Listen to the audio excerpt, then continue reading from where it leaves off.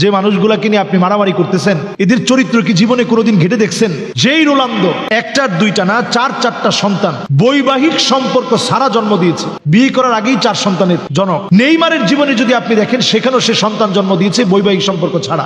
Messi সেও 2টা সন্তান জন্ম দিয়েছে বৈবাহিক সম্পর্ক ছাড়া। তাদের চরিত্রের ভিতরে এমন চরিত্র আছে, নেইমার সে তার বোনের সঙ্গে সম্পর্ক করেছে। এই যে তাদের চারিত্রিক অবস্থা, এই রকম দুশ্চরিত্র লম্পট হওয়ার পরেও এদেরকে আমরা আমাদের আইকন মনে করি, আইডল মনে করি।